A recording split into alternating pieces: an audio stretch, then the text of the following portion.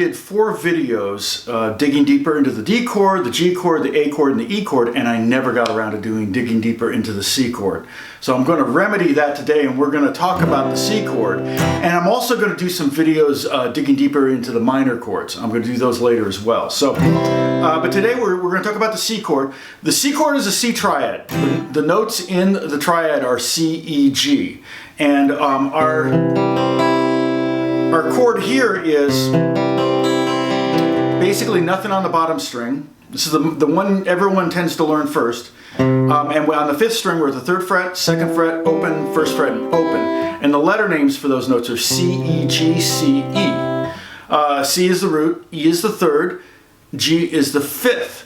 So in the notation here with the chord diagram, I'm also going to put the fingering. I'm going to put the note value and the letter name of the note. So if you see an R, that stands for root, and 3 would be the 3rd, 5 would be the 5th, 7 would be the 7th, flat 7 would be the flat 7th, and so on and so forth. So I'm going to try to do that with all of these chord shapes. And so the C chord, that's our starting place. This is where we're going to start from. Now the thing about this chord is there are 2 E's in it. There are 2 thirds in it. E is the 3rd, there's 2 of those. So it makes it really difficult just to make this a minor chord. The best way to play C minor is like this. Sometimes if I want C minor, I might just play the C with my 3rd finger, or pinky on top, which is another way to play the C chord. If I slide it up to the 4th fret, I get kind of it is an E flat chord.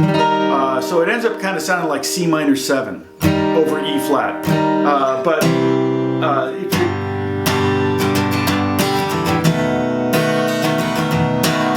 If you need a C minor chord,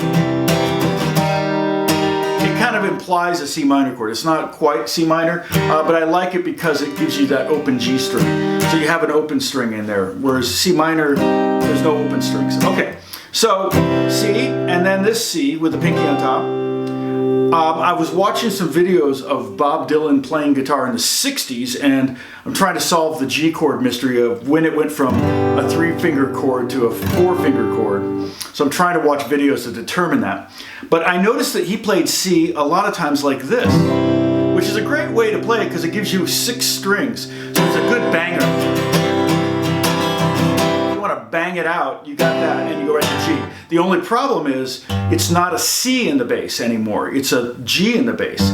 So you would see in this kind of situation, you would see C/G, okay? And what that refers to is the C is the name of the chord, and the slash, and then the letter after the slash is the bass note. Now if it's C in the bass and it's a C chord, it doesn't need to be notated. It's a given. It's assumed. You wouldn't put C/C.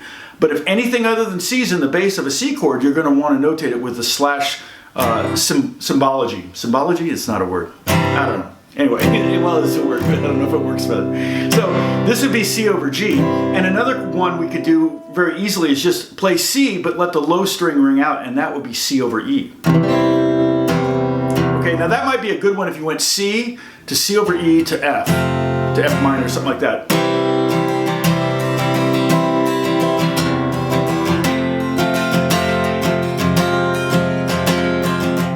Because C over E would be kind of a leading chord. It would definitely want you to go to F. Okay, let's talk about some taking the root note. And here's one C and here's another C. We're going to take the top C down a fret. Well, that's real easy. We just take our finger off. So if we take that C down a fret, we get B, and this is a C major 7 chord. You might know it from Dust in the Wind. Okay, it's a very jazzy sounding chord. And if I want to go down another fret, I can lower the B string down to B flat. If I want to take it lower, that's not practical. So I'll put the C back on, and I'm going to play the B flat with my pinky. And so we go from C major 7 to just plain old C7. And that's more of a blues sounding chord, but also kind of jazzy sounding as well. Okay? If we rejig the fingering and we take that note down one more, we make like an A minor shape and put our pinky here. This is this is C6.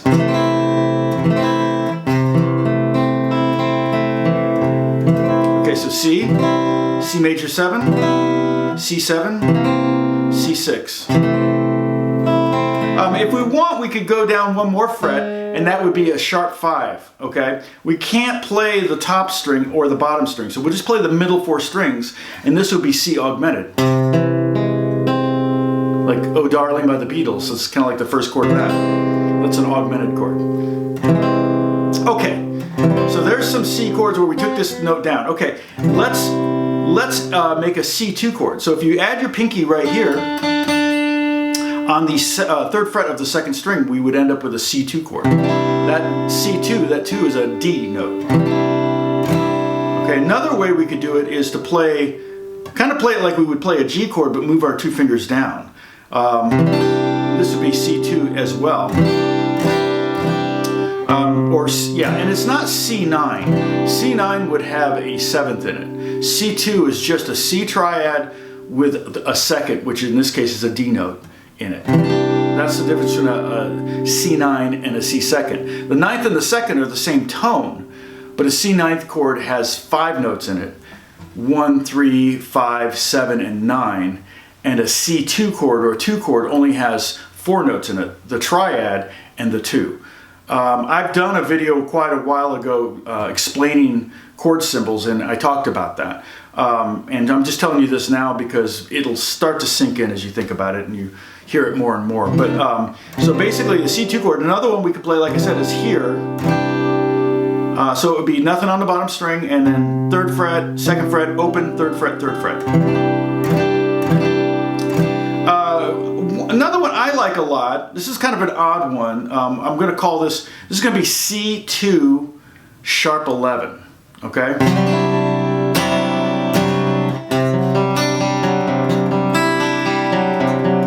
Okay, it's kind of an odd chord, but I really like it. I like it when it goes down.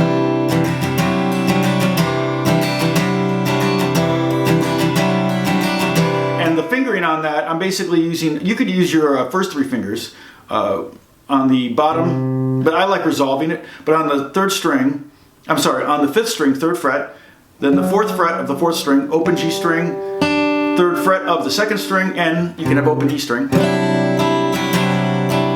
Okay, now that's the sharp 11. Okay, the 11. Okay, if we count up 1, 2, 3, 4, 5, 6, 7, 8, 9, 10, 11, we would end up with an F note. 1, 2, 3, 4, 5, 6, 7, 8, 9, 10, 11. And so a sharp 11 would be F sharp. So you can see that in the diagram that there's an F sharp in there. Now there's a more common C2 sharp 11 that you've probably heard. In Stairway to Heaven,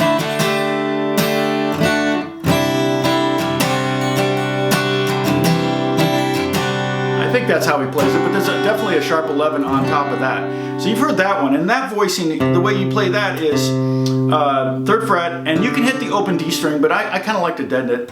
So 3rd and then nothing, then open G string, 3rd fret, which is a D note. This is our 2nd on the 2nd string, and then 2nd fret on the 1st string, which is our sharp 11.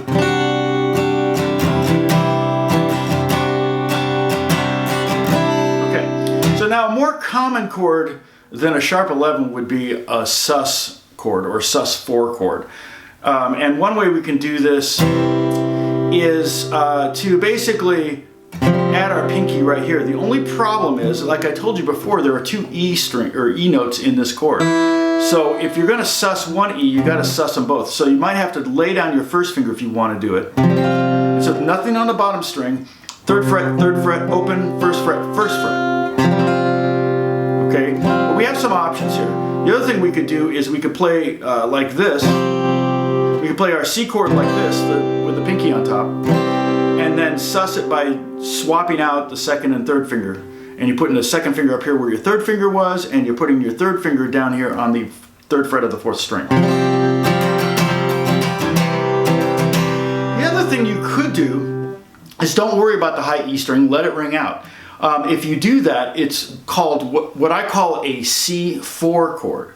So it's a C triad with a 4th added, which is an F. So C, E, G, and an F. So if you look at the diagram, it's C, F, G, C, E. So it creates a little tension between that F and E. Like, hear that? that tension's there, but in the context of the chord, you don't hear the tension so much. It kind of gets lost in the other notes in the chord. It's a pretty, and you can resolve it to C. You could also take off your second finger like this, and that would be another way to play C2. Just got to get that D note in there. So that would be 3 or 3rd fret, open, open, 1st fret, open.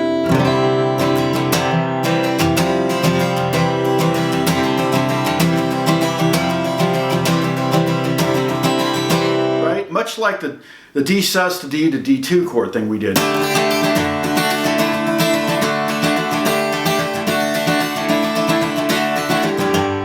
The Beatles song is in that progression. Many songs are in that progression, but okay. All right, since I mentioned C2, I'll show you a couple versions of C2. Or I'm sorry, since I mentioned C9 is different than C2, I'm going to show you a couple versions of C9. One, we can just take the 4-finger chord, and we can have that E string on top open. So on the 5th string, it's on the 5th string, 3rd fret, 2nd fret, 3rd fret, 3rd fret, open E string. Kind of a jazzy chord. The other thing we could do, more commonly, if I were to play C9, I would probably lay down my 3rd finger. So I'm making a bar, the top 3 strings on my 3rd finger. Okay, I call that the James Brown chord.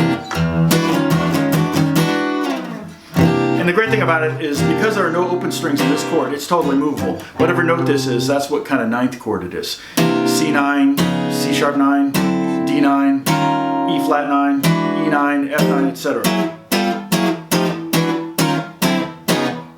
Back to that, C9. Okay.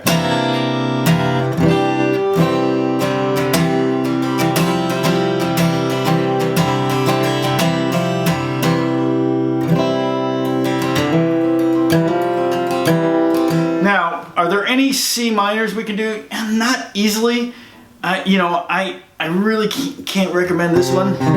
It just doesn't play good. But basically what I did there is I flatted the E down to here, down to E flat, so it's minor.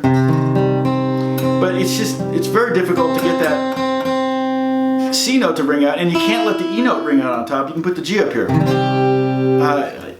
Ultimately, it's probably going to be easier to play a bar chord, one of the few times. It's easier to play a bar chord than to play a standard open chord version of the same chord. So anyway, this is the digging deeper into the C chord. I hope you learned something. I hope you learned a couple new chords that you can use in songwriting, in just kind of mixing it up. If you're tired of playing the same chord progressions over and over again, you can make some of these alterations will work in multiple keys. So you can use them instead of the standard C chord. And the other thing is just the knowledge you're going to get from learning some of these names. And if you see C2 on a chart, or if you see C7 or C major 7, then you'll be able to dig those out of your treasure chest of chords. Okay? I hope you're doing well. God bless you guys, and I can't wait to get started on the digging deeper into the minor chords. Okay? Take care. God bless. Bye-bye.